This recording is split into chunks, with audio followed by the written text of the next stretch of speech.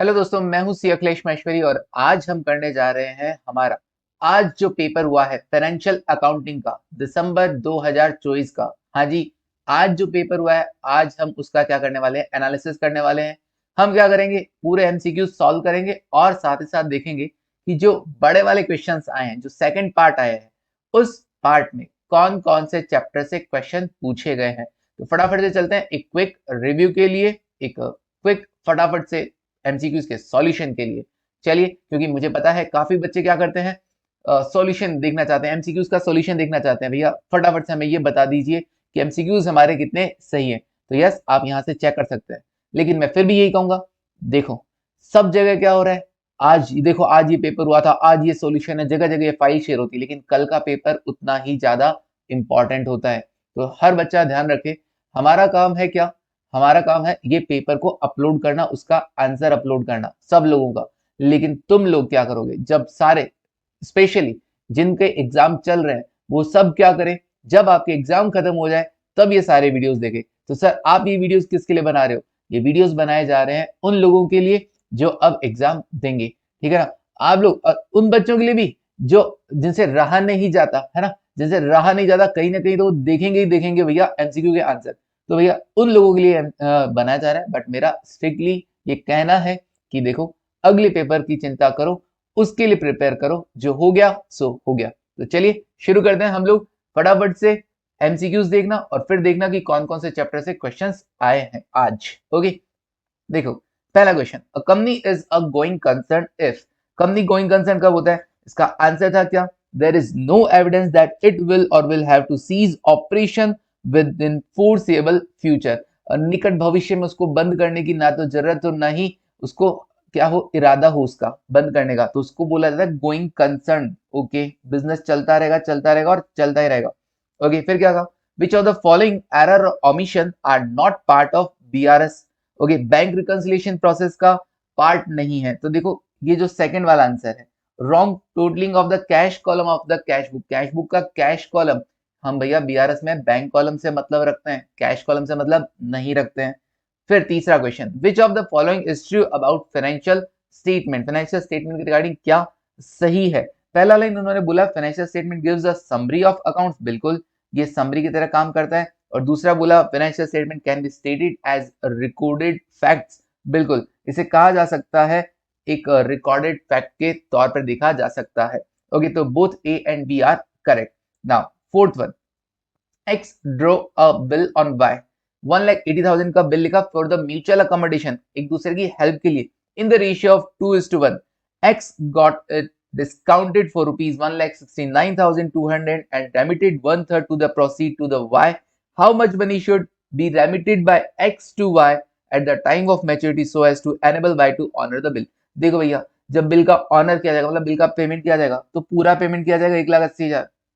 उसमें एक्स का हिस्सा कितना है, 2/3 है। तो पूरे 2/3 भेजेगा ना, 1,80,000 का 2/3 कितना होता है, 1,20,000। पूरे ये 1,20,000 रुपए वो उसको भेजेगा।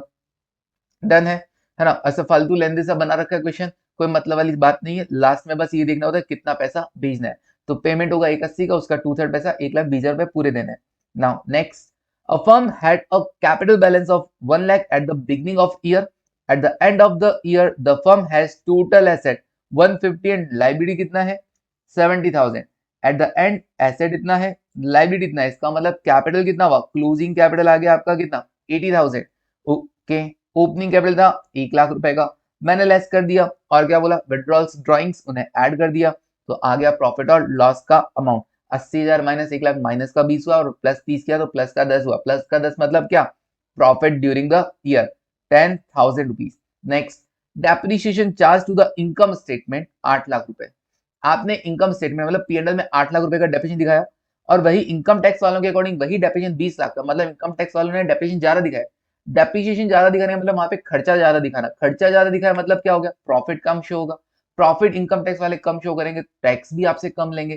टैक्स आपसे कम लेंगे तो आप कहेंगे भैया आज तो कम ले रहे हो लेकिन बाद में तो लोगे ना। So it is deferred tax liability. Okay, तो 12 लाख पे आपको 40% के हिसाब से डेफर्ड टैक्स लाइबिलिटी क्रिएट करना था।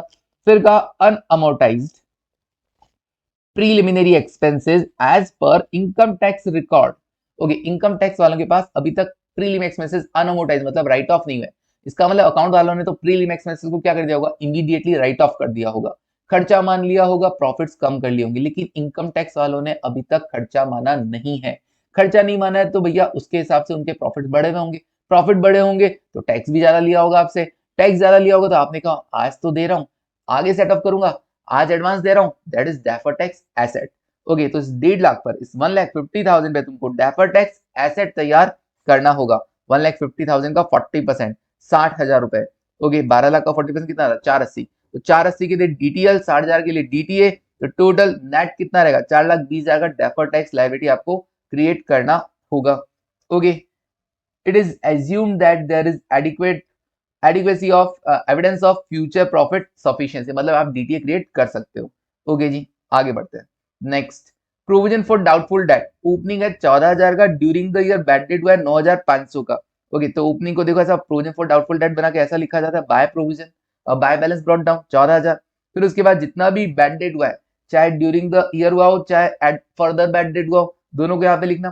फिर क्या करना, जितने भी तुमको डेटर्स दे रखे हैं, क्लोजिंग डेटर्स 3,25,000 दे रखे थे, 3,25,000, उसमें से क्या करना, फर्दर बैड डेट वाला अमाउंट लेस कर देना, क्योंकि उससे डेटर अभी तक एडजस्ट हुए नहीं थे, तो आपने डेटर को एडजस्ट कर दिया और इन एडजस्टेड डेटर्स पे तुमने 5% का प्रोविजन क्रिएट कर दिया। हालांकि उसने ये नहीं पूछा है कि तुमको क्लोजिंग बैलेंस कितना मेंटेन करना है, उसने पूछा है पी&एल अकाउंट में डेबिट होगा कितना अमाउंट, तो बता देंगे भैया बैलेंसिंग फिगर में बाय पी&एल कितना अमाउंट, 14,125।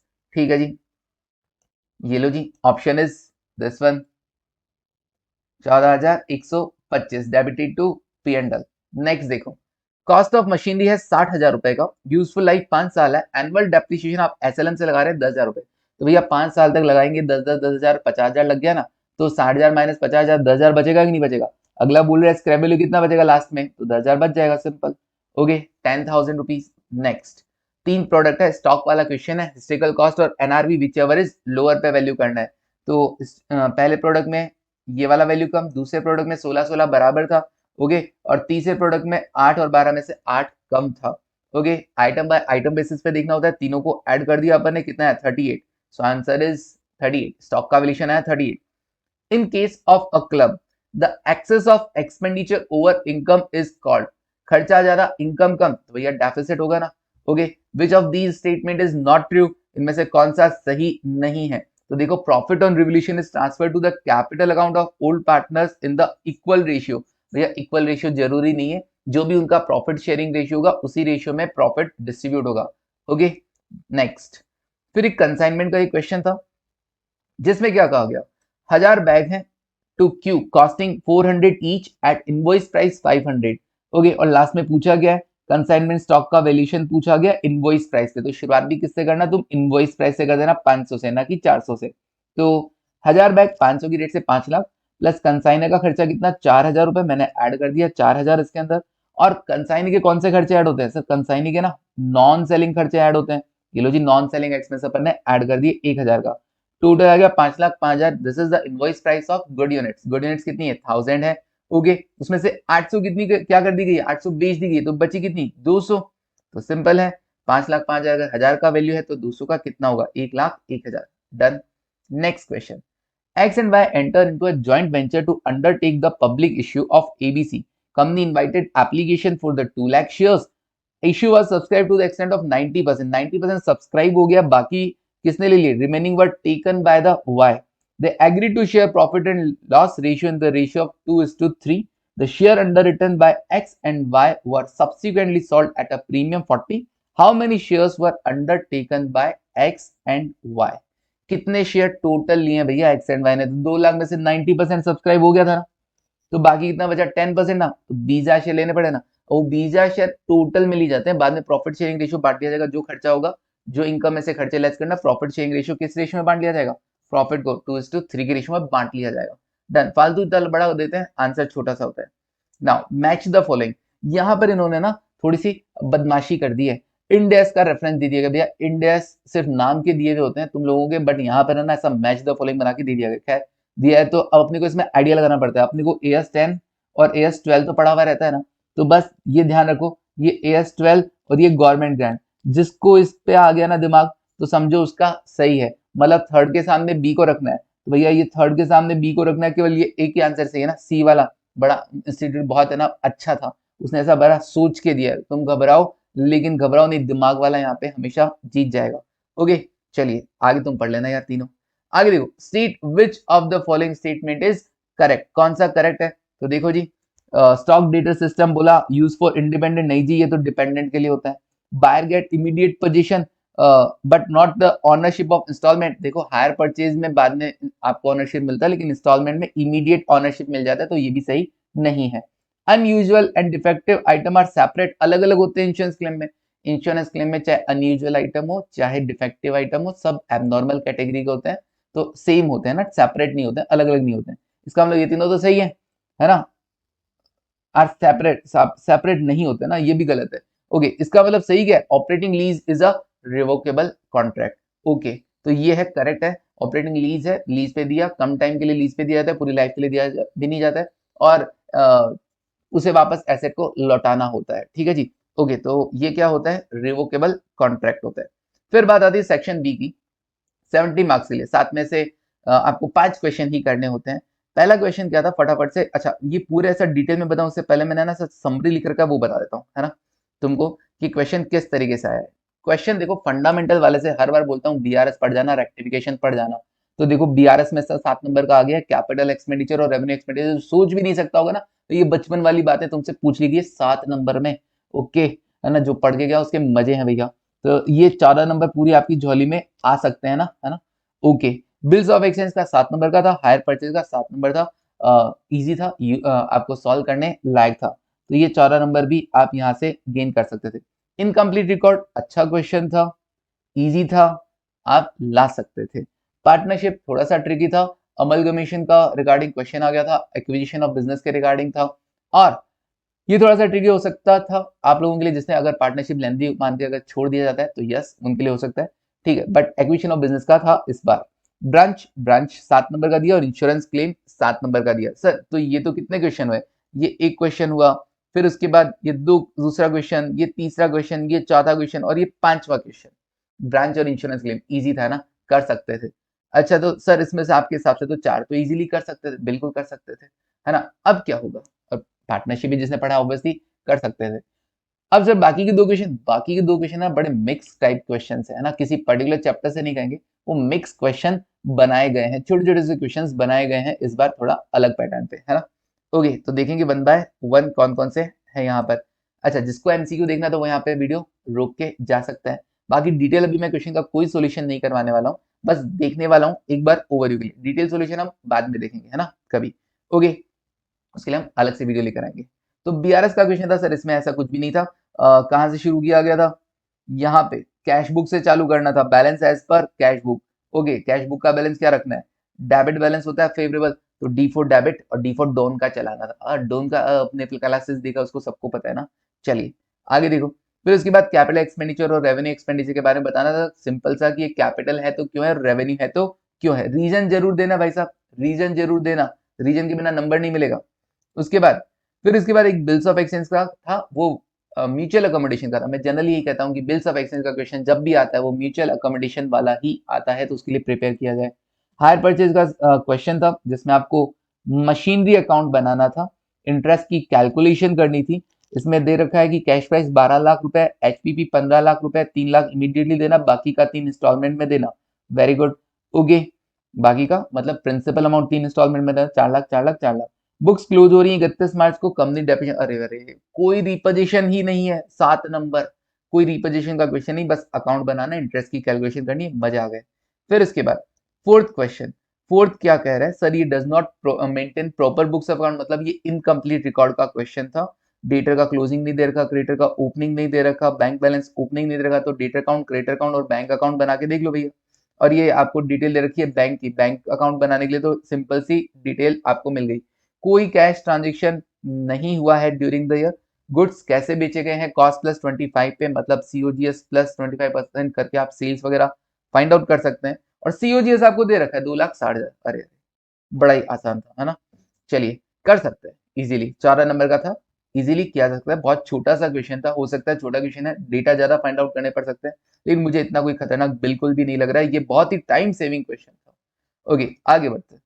फिफ्थ क्वेश्चन पार्टनरशिप के रिगार्डिंग था। Agree to the purchase of a firm consisting of two brothers. Okay, तो ये कोई कंपनी था, कंपनी में अमलगमेट हो रहा है, कंपनी में ट्रांसफर हो रहा है, ठीक है ना, सेल हो रहा है अपना बिजनेस। ओके, तो पार्टनरशिप सेल होगी, किसमें कन्वर्ट हो रही है, कंपनी में, कंपनी इसको खरीदा है, तो ये उसका क्वेश्चन था 6+8 14 नंबर का। फिर इसके बाद बात करते हैं क्या, ब्रांच अकाउंट। ब्रांच अकाउंट बनाना था, तो डेटर मेथड का क्वेश्चन था, जहां पे 9 पॉइंट्स याद है, 9 पॉइंट्स अपने याद करवाए जाते हैं, वो 9 पॉइंट्स यहाँ पे आपको बनाने थे और ब्रांच अकाउंट बनाना था। फिर अब अगला जो क्वेश्चन था वो था इंश्योरेंस क्लेम का। बहुत ही सिंपल सा क्वेश्चन था ये, 7 नंबर का इंश्योरेंस क्लेम का। चलिए आगे देखो। फिर जो 7th क्वेश्चन है, मैंने कहा ना मिक्स क्वेश्चन था, 7th और 8th क्वेश्चन। देखो 7th क्वेश्चन ने पहले पूछा एएस 11 से अकाउंटिंग। हम हमारी आदत होती है ना, एक तो हम लोग एएस बड़ा है ना ऐसा लाइटली लेते हैं, अरे सर बहुत बोरिंग है वगैरह, ये देखो बोरिंग लास्ट में है ना, तुमको है ना ऐसा बोरिंग नहीं है ना, अगर आएगा तो इंटरेस्टिंग लगेगा, वरना तो भाई साहब समझ रहे हो ना तुम लोग। बिल्कुल, तो एएस बड़े ध्यान से पढ़ो, बहुत छोटा सा पार्ट होता है यार, एएस को बहुत ध्यान से पढ़ा करो, ठीक है ना। What do you mean by integral foreign operation, 1 number का था। उसके बाद पूछा गया कि how the following item of integral foreign operation should be translated. इसका मतलब आपको एक्सचेंज रेट कौन सा यूज करना है, इनकम एक्सपेंस है, एवरेज रेट यूज करना है, अगर डेट ऑफ जिस डेट को ट्रांजेक्शन हुआ उस दिन का पर्टिकुलर डेट नहीं हो, या बहुत सारे बार बार ट्रांजेक्शन होते तो अपने को एवरेज रेट लेना होता है। डेप्रिसिएशन ऑन फ्यूचर क्लोजिंग में लगा देना है ना। अच्छा, डेप्रिसिएशन इनकम का आइटम है तो एवरेज रेट आप ले सकते हैं। उसके बाद machinery carried at fair value, तो जिस दिन फेयर वैल्यू डिटरमाइन किया गया उस दिन का एक्सचेंज रेट आपको यहाँ पे कंसिडर करना होता है। चलिए आगे देखो। Next, while clarifying the scope of as 22, है ना, ऐसा नोट्स में ऐसा भर भर के ऐसा अपने डेफिनेशन लिख रखा है, तो वो डेफिनेशन था तीन, तीन डेफिनेशन पूछा गया और एक्सप्लेन द मीनिंग, और 3 नंबर का एक क्वेश्चन था, ये भी एएस 22। ओके, फिर एएस 12 का क्वेश्चन दे दिया छोटा सा, नए मॉड्यूल जो प्रिंट होके आए हैं उसमें ये क्वेश्चन है एज इट इज। 3 नंबर का ये क्वेश्चन दे दिया गया, मतलब 3 3 और 4 7 और 10, 10 नंबर के ऐसे छोटे छोटे सब एएस को टच किया गया। सर कौन सा वाला एएस इंपॉर्टेंट है, देख लो भैया कौन सा एएस इंपॉर्टेंट है, तुम ही बता दो, है ना। एबीसी एनालिसिस कभी नहीं बताता मैं, ठीक है ना, कौन सा इंपॉर्टेंट है कौन सा नहीं है, सब इंपॉर्टेंट होते हैं, सब इंपॉर्टेंट होते हैं। आगे देखो, ठीक है। एएस 11 के अच्छा रही सही का सर इस क्वेश्चन ने पूरी कर दी। क्या किया, आज तक जो नहीं पूछा गया ऐसा वो पूछ लेते हैं क्या, एएस और इंड एएस के बीच में डिफरेंस, वो लास्ट में ऐसा टेबल सा बना होता है ना, वो भी पढ़ के जाना डिफरेंस देखने के लिए ना, list out the comparative provisions. उसके बाद क्या करना, फिर बोला explain merits of Ind AS. Ind AS क्या बताओ क्या फायदे हैं। भैया तुम एएस डालते हो तुम अपने सिलेबस के अंदर कि एएस आएंगे 20 नंबर के, इंड एएस कॉर्पोरेट अकाउंटिंग का पार्ट है, फिर भी यहाँ पे इंड एएस के मेरिट्स दे दिए जाते हैं, क्योंकि थोड़ा बहुत यहाँ पे बता दिया जाता है इंड एएस के बारे में, तो भैया इसका मतलब बुक में जो लिखा है वो आ सकता है ना। ओके, मेरिट्स जो एएस के मेरिट्स हैं वही इंड एएस के मेरिट्स हैं, उसमें कोई दिक्कत नहीं, अकाउंटिंग को प्रॉपर करने के लिए, उसमें हार्मोनाइज करने के लिए, ठीक है ना, प्रॉपर ट्रू पिक्चर प्रेजेंट करने के लिए फाइनेंशियल स्टेटमेंट्स का वगैरह वगैरह, ये इंड एएस है ना, कंपेरेटिव्स बनाने के लिए। Now answer the following question, ये देखो छोटे छोटे question. Profit is earn on the sale of fixed asset, what should be the accounting treatment of this profit. इस प्रॉफिट का क्या करोगे, पूरा बता देना जितना आता हो तुमको, भैया इसको हम पीएनएल में क्रेडिट कर देंगे वगैरह, फिर पीएनएल से बैलेंस शीट में चला जाएगा वगैरह, जितनी कहानी कहानी है तुमको गा लेना, है ना। एग्जाम्पल देके तुम एक एग्जाम्पल बनाकर भी तुम एंट्री वगैरह भी करके आ सकते हो। Why is the full cost of asset not treated as an expense in the year of its purchase? सारा खर्चा एक ही साल में इंडल में क्यों नहीं डाल जाता भैया, जब वो एसेट का यूज तुमको धीरे धीरे हो रहा है तो सिस्टमेटिक एलोकेट करना पड़ेगा ना उस वैल्यू को। Okay, do you think that convention of conservatism result creation of secret reserve. Yes, कहीं ना कहीं कंजर्वेटिज्म मतलब आप क्या करते हो, बुरा से बुरा सोच के चलते हो, प्रोविजन बना के चलते हो, तो ये आपके लिए क्या करता है, प्रॉफिट्स के अमाउंट को कम करता है, तो ये आपके लिए एक सीक्रेट रिजर्व तैयार करता है। ये रिजर्व की तरह शो नहीं होता, but it is also reserve. फिर उसके बाद goods worth 1 lakh burn by fire, claim मिल गया 70,000 का इंश्योरेंस कंपनी से, how will it be recorded in the final account. भैया 1 लाख का माल जल गया तो ट्रेडिंग में तो पूरा दिखाना पड़ता है 1 लाख, और जो नेट नुकसान है 30,000 रुपए का वो पीएनएल में दिखा दोगे, ट्रेडिंग में पूरा 1 लाख बाय लॉस, और पीएनएल में दिखा दोगे कितना 30,000 रुपए net loss. State with reason whether the following statement is true or false. The provision for the discount on debtor is calculated after deducting the provision for doubtful debt from the debtor. Discount के लिए जब provision बनाते हो तो वो doubtful debt less करने, provision for doubtful debt का amount less करने के बाद बनाते हो। बिल्कुल बनाते हैं, ट्रू है। अब ट्रू से लिखा होगा, क्यों है ट्रू? बताता हूँ ना क्लास में कितनी बार कि भैया जब लोग पैसा डुबा ही देंगे तो तुम डिस्काउंट होना दोगे उनको? हाँ, तुम पहले से प्रोविजन बना रहे हो फॉर डाउटफुल डेट, इतना लोग पैसा डुबा देंगे, है ना? पैसा डुबा दोगे तो फिर तुमको उनको डिस्काउंट काहे को देना है? मत बनाओ उनके लिए डिस्काउंट के रिगार्डिंग प्रोविजन। ओके, अब ये लास्ट क्वेश्चन क्या है? ये पार्टनरशिप के रिगार्डिंग है, रियलाइजेशन अकाउंट के रिगार्डिंग आपसे एंट्रीज पूछी गई है 4 नंबर में। तो देखो ये था पूरा एक ओवरव्यू आज का एफए का पेपर का।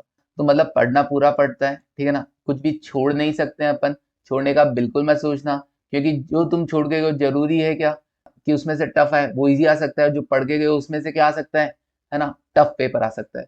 तो मैं बुरा नहीं सोच रहा, मैं ये सोचता हूँ कि भैया सब पढ़ के जाना चाहिए, जो आए एग्जाम में प्रॉपर अच्छे से करके आओ, छोड़ने की पहले से दिमाग में मत रखा करो। तो all the best for the next paper. Thank you, take care and bye.